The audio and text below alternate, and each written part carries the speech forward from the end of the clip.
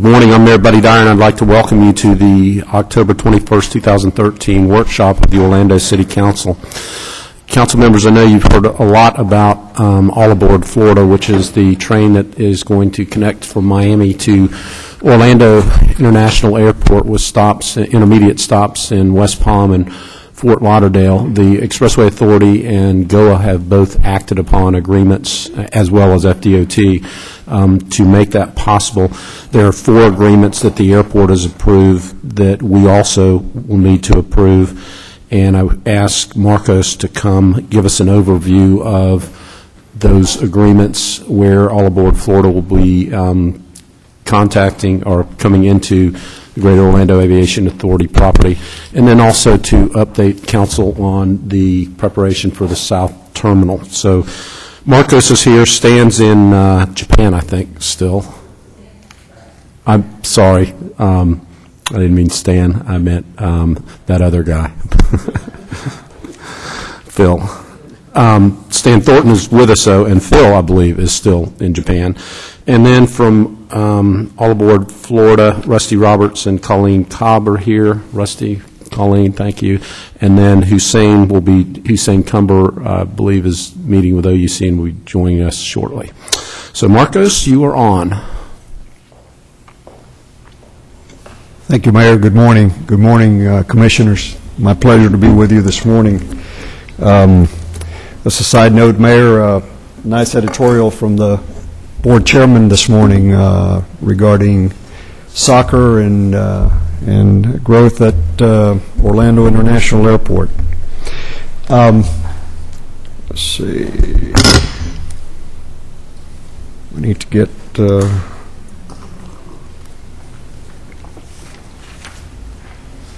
the presentation up. There we go. Thank you very much. It's my pleasure to be with you this morning to discuss with you 3 agreements. These 3 agreements all obviously are for longer than 10 years and require City Council's concurrence. And we have been working on these agreements for about 17 or 18 months. So it's not something that got put together over a 30-day period. A lot of detail, a lot of long hours have gone into these from a lot of people. We think that it is an important step in the continued evolution of Orlando International Airport as an intermodal transportation hub that will serve the city of Orlando for many, many years to come. The 3 agreements are: 1, a rail line easement agreement, 2, an intermodal station premises agreement, and the last is a rail maintenance yard lease agreement that we think is also very important to the relationship that we're developing. Let me give you a little bit of a sense of where these take place. Running along the top of your slide where you see the purple or magenta line, that runs along the south right-of-way of State Road 528 or the beach line. Starting at approximately Narcoossee, runs parallel to 528, comes around the employee parking lot at the Aviation Authority at the airport, and then instead goes south, paralleling Jeff Fuquay Boulevard. It runs between the main terminal building and airsides 2 and 4, continues south under the mid-crossfield taxiways. You see the taxiways that are below the airfield, the airsides that connect the 2 sets of runways, and then goes on down to the area that will eventually become the South Terminal. I will put all this in better perspective for you as the slides move forward. Then it leaves the terminal and continues on south to the yellow area that is where we are anticipating the rail maintenance yard to be located by All Aboard Florida. The width varies depending upon some of its locations. Let's start talking about the rail line easement agreement. Basically, imagine an area of space that starts at about 4 feet below the rail base, goes up about 18 feet above the rail base, and is approximately 50 feet wide. There are some areas of slivers that are added to that. While it becomes elevated, or on structure, as we call it, leading up to and through the rail station. It widens up to make sure that it is consistent with the edges of the platforms from which passengers would be loading and unloading. The term of the rail easement is for 99 years from the time it is recorded. The property is being turned over to All Aboard Florida in as-is condition, but of course they have an opportunity to do due diligence. They will conduct an engineering study that will help us determine the scope of work that needs to be completed within the rail corridor. There's something that we're calling critical rail corridor improvements that they will perform for the Aviation Authority. Essentially, these are improvements that need to be done not just for them, but for other rail service that's going to run along the same corridor for future potential rail that may include, hopefully one day, light rail. The purchase price for the rail line easement is the fair market value of the property as determined by an appraisal which is required under the FAA revenue use policy. And it is subject to a set-off for those improvements, those critical rail corridor improvements that they're doing for us, not the improvements that they're doing for themselves. The maximum critical rail corridor improvement credit that they will receive is $15 million. The Aviation Authority and the city will grant them the right to operate rail passenger service on the rail line easement. In addition to the payment that they're making for the fair market value of the rail line easement, they will pay the Aviation Authority a rail airport fee. That amount will be $1.50 per outbound passenger.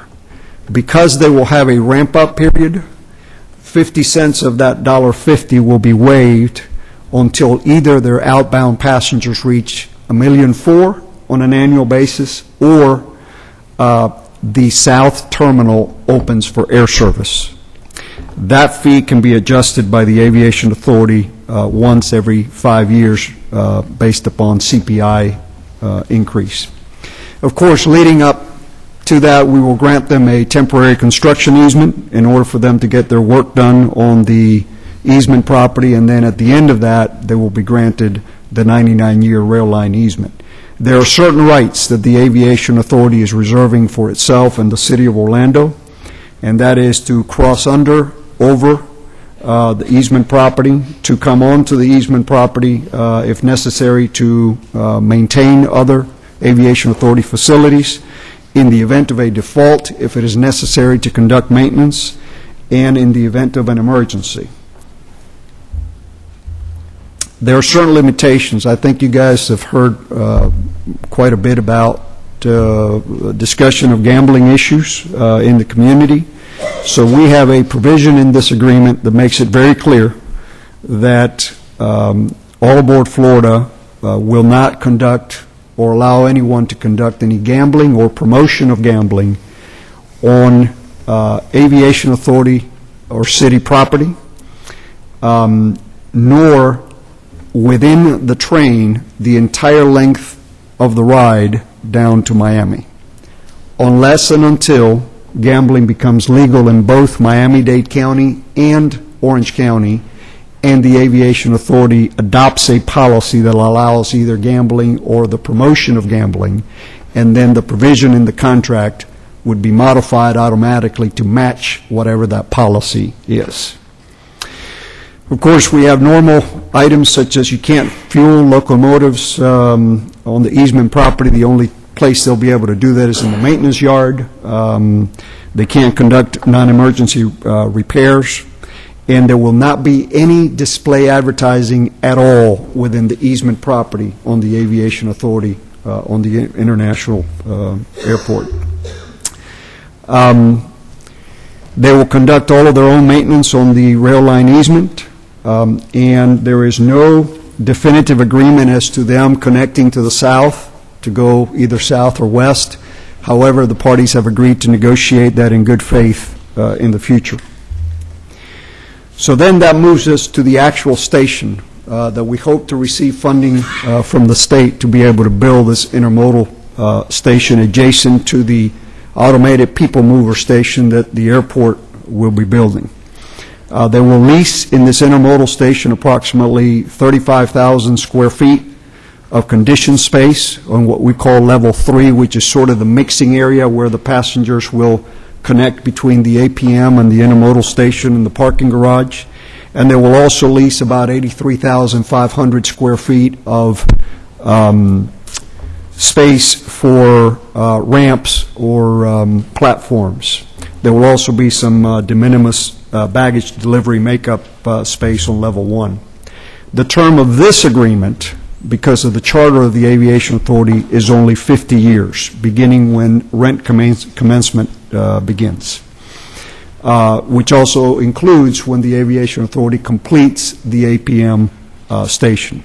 The rent has been set based, again, on the revenue use policy at $2,825,800. That's what it's estimated at. Once we know the final square footage, once the build-out is complete, that number, of course, will be slightly adjusted, but that's basically on an annual basis.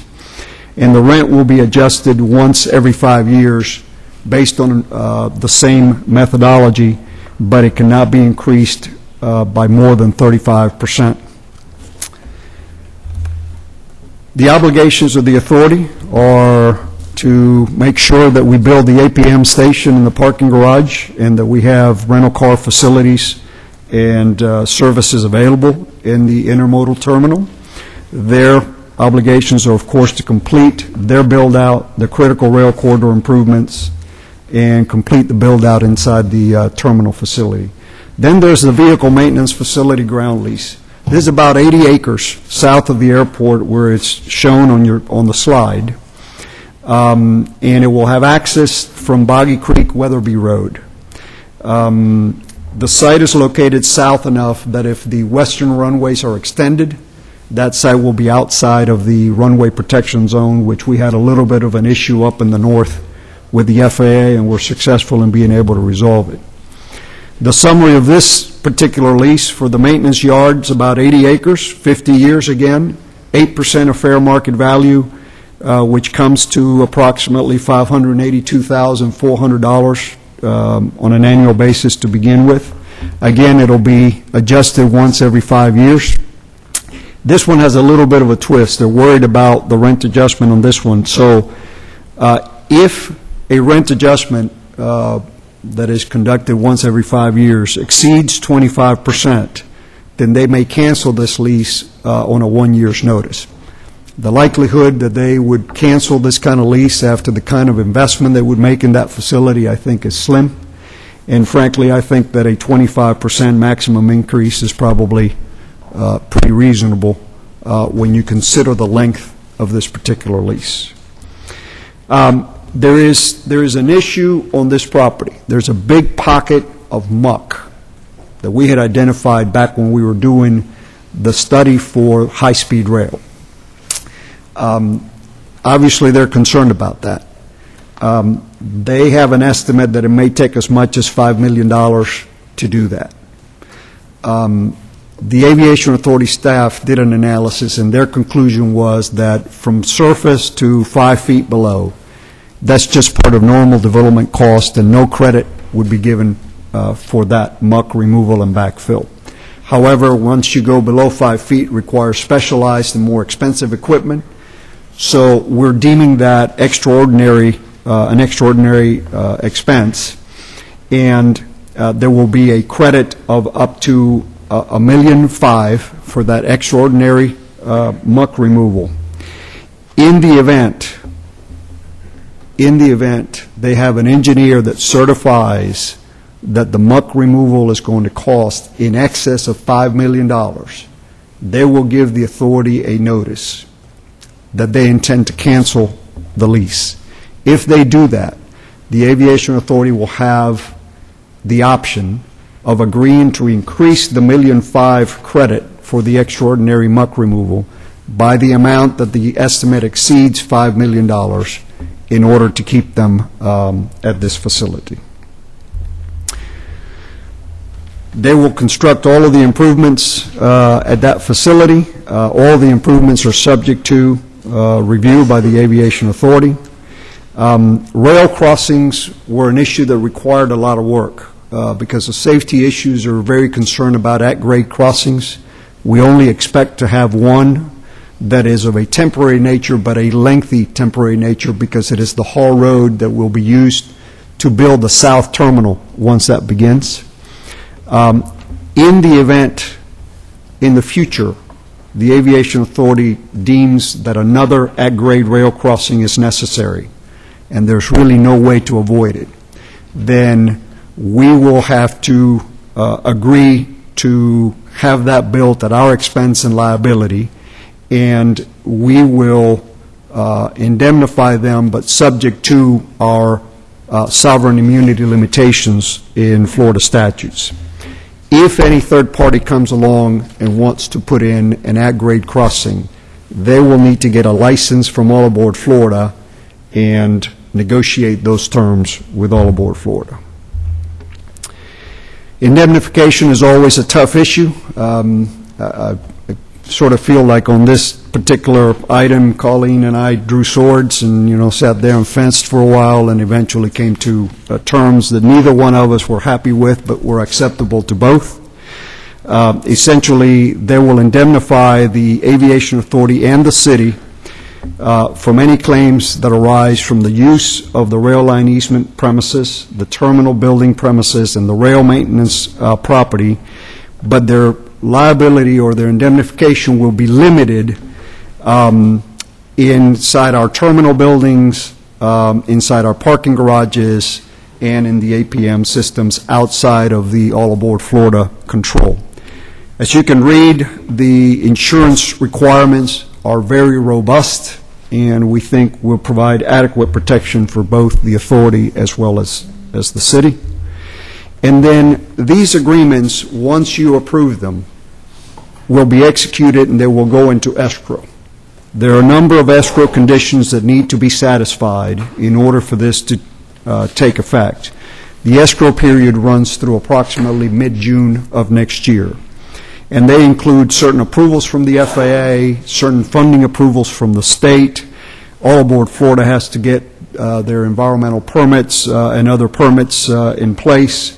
So there are a number of items that still needs to be done. Colleen and I were talking this morning that, we sort of feel like we're done, and we're realizing we're not done. There's lots more still to be done, but we have achieved, we hope with your approval today, a significant milestone.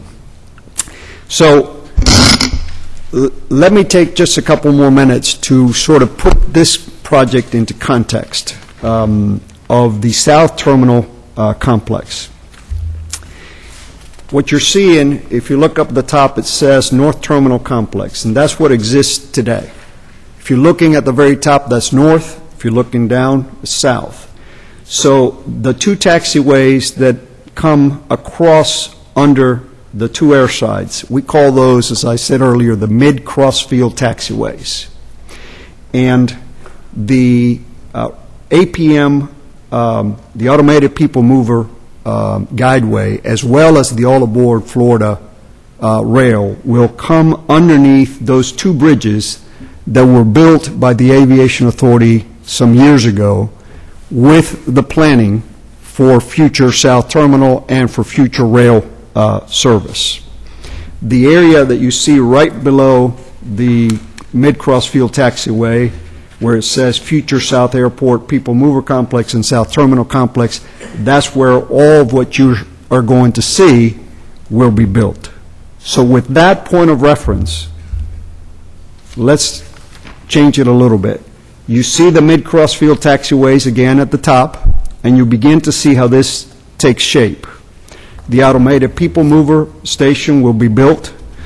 The intermodal facility will be built, and approximately a 2,400 car garage will be built. As you can see, significant road work will also have to be performed in order for appropriate access to be attained to this facility. As time passes and the by the way, let me back up and make sure that we're all, once you approve this today, if you do, and we are able to satisfy all of the escrow requirements, this project will go forward. There are no other impediments or triggers for this part of the project to go forward. Okay? That is what we call the South Airport APM complex. Now, this next slide, if you look to the left, you see the beginning of the South Terminal complex. That part of the project is not being approved by you today. The Aviation Authority Board, at its most recent meeting, adopted a trigger for going forward with the South Terminal complex, and that is when total passengers reach 40 million for 6 consecutive months using a 12-month rolling analysis, and international passengers reach 2 million for 6 consecutive months using a 12-month rolling analysis. It is at that point in time when the South Terminal part of the project would go forward. But we wanted you to see sort of how the planning has been put in place to make sure that as demand comes, the airport will be able to grow to match that demand. That initial section of the South Terminal complex is 16 international and domestic gates, and of course the parking garage gets bigger. There will be additional ground transportation and remote check-in. And then this is sort of the way out, build out of the South Terminal complex. In the middle, you see the intermodal terminal, and you see its reference, the reference of the South Terminal, its relationship to the north. So now that you know where it goes, here's a close-up of that South Terminal complex. Again, this is a lot of planning for what will happen in the future. The total build-out will be a 120 swing gate terminal. It may include as many as 2 400 to 500 room hotels, parking garages for about 20,000 cars, the full build-out including Sunrail, light rail, intercity rail, and the APM that not only connects the north terminal to the south terminal, but if you look at the, I'm sort of colorblind, but I'm going to use the pink line around the front of the terminal buildings. That is intended to be another version of the automated people mover to get you from terminal to terminal to terminal to minimize how much walking people have to do.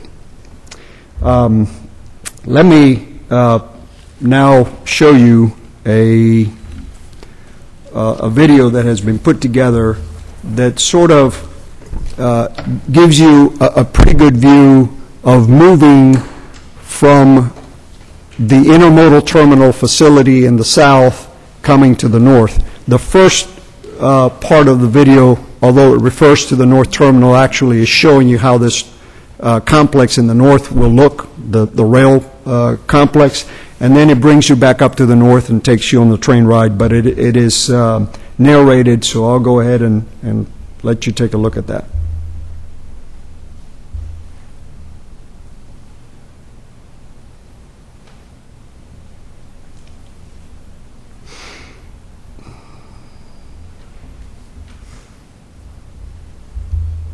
The South Airport Automated People Mover Project, known as the South Airport APM, begins at the existing North Terminal at the Orlando International Airport. The North Station will be adjacent to the People Mover that is servicing the gates to Delta Airlines and many international carriers.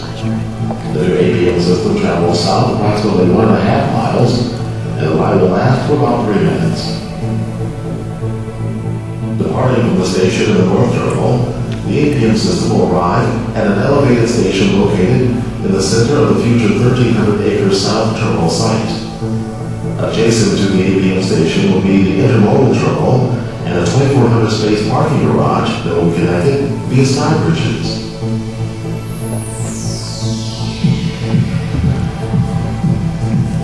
In addition, roads and ground transportation facilities will also be constructed.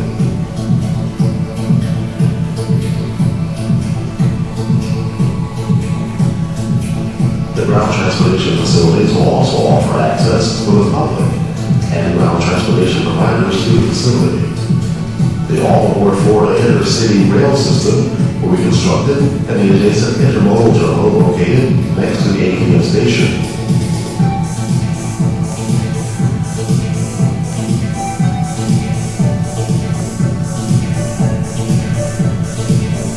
At the ground transportation level, public access to private and commercial vehicles will allow passengers a direct connection into the facility. Passengers will then proceed up to an upper concourse.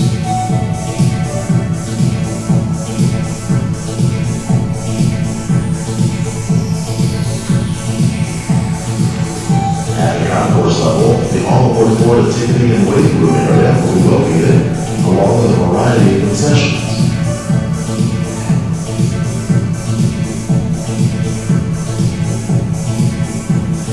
For the customer who chooses to park in the South Airport ATM complex, they will have access to a 2,400 space 6-level parking garage.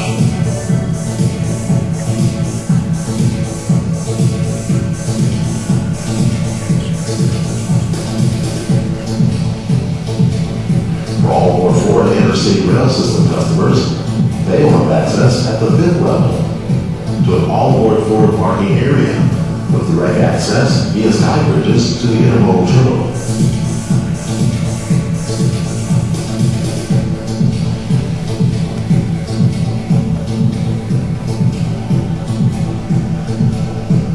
As passengers cross the sky bridge from the garage, they will be provided with a panoramic view over the ATM station.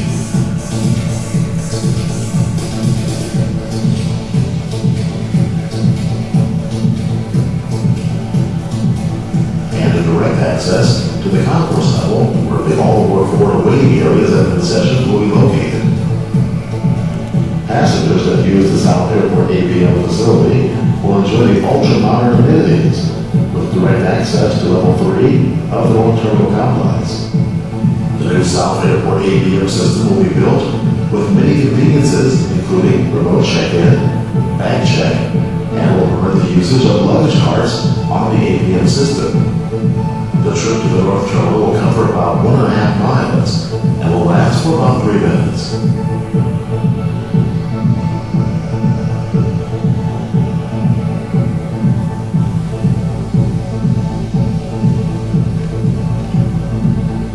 The dual-track 6-car APM system will arrive at the North Terminal in an elevated station at level 3.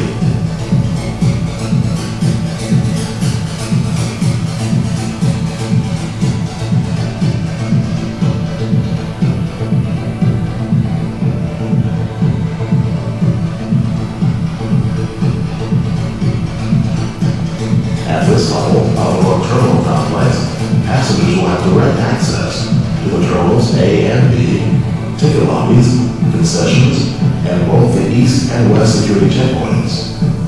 Or passengers can simply stop to enjoy the beauty of Orlando International Airport and the Orlando experience.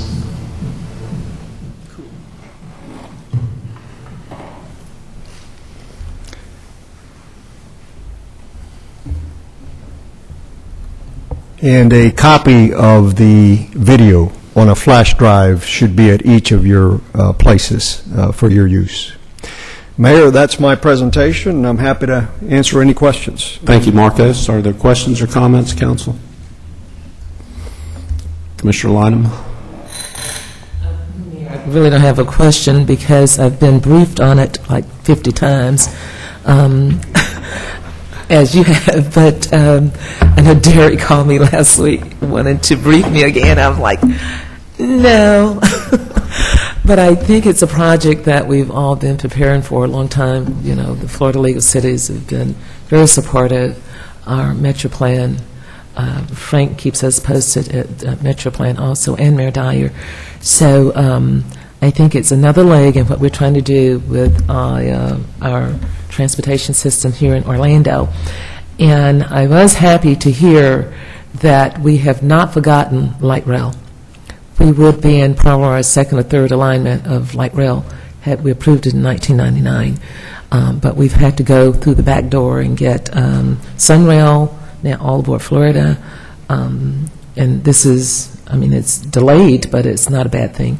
The thing is, when you hang around Congressman Micah, he will have you flying all over America, and especially in Florida, Rusty, to show off Miami and all the things down there. So we've had that opportunity. Thank Christine. We went down to look at how their intermodal system is working last year sometime. He's very, very proud to be our transportation congressperson, he and Congresswoman Brown. So I think this is a good thing for Florida. I know Wayne Rich briefed me on the piece dealing with the coming through the Deseret Ranch in 528. So I think it just makes sense for us to complete this circle of what we've got to do on transportation for Central Florida. We are growing, and nobody's going to stand in the way of that. And this is just one more tool that makes sense for our city to embrace. And I really do appreciate, Tico, your office calling to make sure we were advised, we were informed. But I think almost all of us here have had quite a bit of information on Sunrail, on All Aboard Florida, from one source or the other, or all of the above. So I want to thank you for having another workshop that explains to our community what is happening so that nobody comes up as a surprise for the community. So thank you for bringing this workshop to us this morning, and I'm sure at 2 o'clock we will support this and adopt the initiative. Thank you. Thank you, Commissioner. Commissioner Gray. Thank you, Marcos, for making the presentation. Question on the maintenance facility. If we run into more muck than we anticipate, do we have a plan B? I'm not sure that all of, you mean in terms of location? Exactly. Yeah. That's really up to All Aboard Florida. We would do everything possible to keep that here, keep it certainly within the Aviation Authority facility. We have not identified a specific Plan B because we have what we think is pretty good information on the muck pocket because of the amount of how much work was done to analyze it back when we were working on high-speed rail. Perfect. Thank you. Commissioner Ings. Thank you, Mayor. Good morning, Marcus. Thank you so much for your presentation. You talked about display advertising, that there would be no display advertising on the easement property, but it does allow for some wrapping of trains. Can you kind of elaborate on that a little bit? Certainly. Much like you see the Lynx buses, they propose to be able to wrap their trains to promote either company partners or events. All of that has to be presented to the Aviation Authority Board and go through the standard review. There's a committee that reviews any display advertising before it would be approved. Okay. How does this relationship between rail and the airport compare throughout the United States? Sir, there is no, to my knowledge, there is no private commercial rail operation anywhere else in the United States. As a matter of fact, when we contracted with the appraiser to appraise the space that All Aboard Florida would be leasing within the terminal. After a couple months of us going, where is it? Where is it? He came back and he said, look, I basically realized that there is no other arrangement like this anywhere in the United States. So we had to figure out a way to make sure came up with a fair value and satisfied the FAA requirements with respect to that. So, but the direct answer to your question is this, I believe, will be the first commercial rail service direct and certainly directly at an airport anywhere in the United States.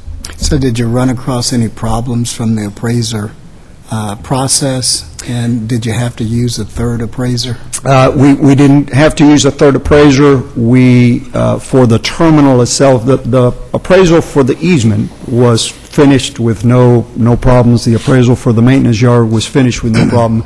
The space within the terminal, we ended up having to utilize the same methodology that is utilized for determining airline rates for utilization of some of their facilities at the airport. Okay. How many jobs are projected here locally as a result of this agreement? I have been using the number of 100. I think they were trying to be conservative at the Aviation Authority meeting and said at least 80, right? So we'll go with 80. Okay. Since we want to be conservative. How do you plan to use minority and women-owned businesses in this process? Of course, the Aviation Authority will be building the APM station, the APM guideway, and the intermodal station. In all of those facilities, the Aviation Authority has had a very aggressive minority and women goal. And in fact, the CMs that were chosen, that have already been chosen for those projects, subject to final approvals and subject to funding and so on, have all exceeded the goal that had been established by the authority. Let me make sure that I don't speak out of turn when I say that I believe for the intermodal terminal at the CM level, the goal was somewhere in the 20-something%, and we ended up with close to 40% for minority and women participation. Okay. Thank you very much. That's all I have, Mayor. Commissioner Stewart? Thank you for the presentation. Okay, now here's the $64,000 question.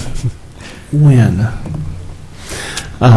We will share this in our community meetings, and the first question will come from them is, when can we expect to see activity? When do we expect to see this moving forward? Sure. So they can begin to start enjoying this. Part of the, I'm going to give you an answer, okay? But I want to make sure that answer. Don't get me wrong. I'm not asking to pinpoint. I will give you an answer, but I want to make sure that I lay the groundwork as to what that answer will be. Next June is fine, by the way. Yeah. Next June is probably, will be, of course, when we have a decision from the state on the funding for the intermodal terminal. Marcos. Sure.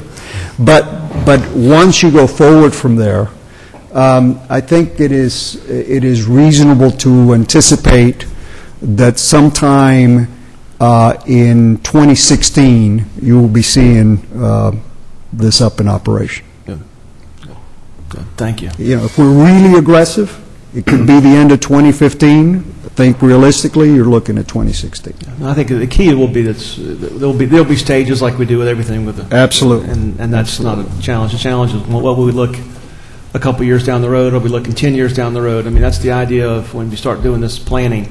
The most frustrating part is that we understand the depth of time it takes, the length of time it takes to accomplish this task, and oftentimes people get a little bit overzealous in terms of trying to do that. But I am thrilled about this, and as with Commissioner Lynham, this is the type of things that we envisioned, when we took over the airport in 1976. I mean, it's just one of those things where you look and said, this is the kind of thing that we want to do in our community, and I'm thrilled to be able to be part of it. It's a very exciting project. Thank you, Commissioner. Commissioner Lynham? What's his name? The voice from the former TV 13A? Yeah, Rod. That's Yeah, right. right. He was with us with the Haitian president, and he does the African American Male Health Summit. But it was just refreshing to hear his voice again. I never understood TV 13. He has a lost very cool, great calming. voice. Yes. Please give him our regards. Okay, so Marcos and Team All Aboard Florida, thank you, the three agreements that Marcos described at the workshop will be on the consent agenda this afternoon. Thank you very much. So the workshop is adjourned. Thank you for tuning in on TV and joining us here in council chambers. Did you see everybody on that train texting? Everybody on the train was texting or what's up? Oh, texting. Did you see that?